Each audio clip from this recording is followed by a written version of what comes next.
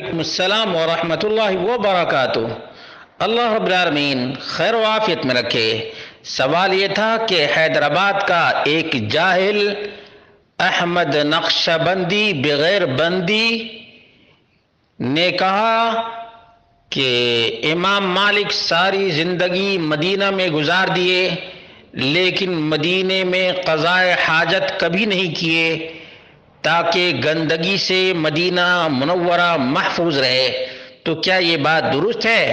اس کا جواب یہ ہے کہ یہ سراسر بے بنیاد اور بے سر و پا ہے، اس کی کوئی حقیقت نہیں۔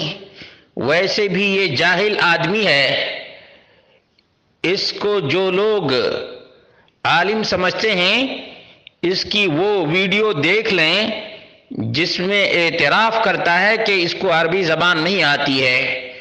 جس کو عربی زبان تک سے واقفیت نہیں وہ بڑا علامہ بنا پھرتا ہے، لوگوں کو مردوں کی پوجا کی دعوت دیتا ہے۔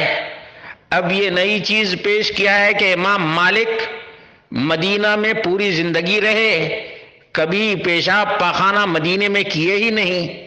یہ سراسر جھوٹ ہے، یہ جھوٹا عیار اور مکار آدمی ہے، دین مصطفیٰ کا غدار آدمی ہے، شرک کا ٹھیکیدار ہے اور مردوں کی پوجا کا بروکر ہے۔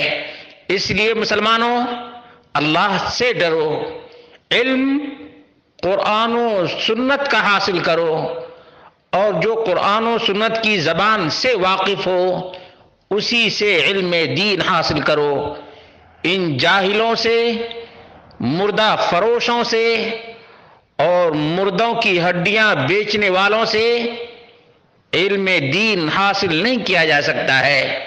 علم دین اللہ رب العالمین کا نور ہے اور یہ نور کتاب و سنت میں موجود ہے۔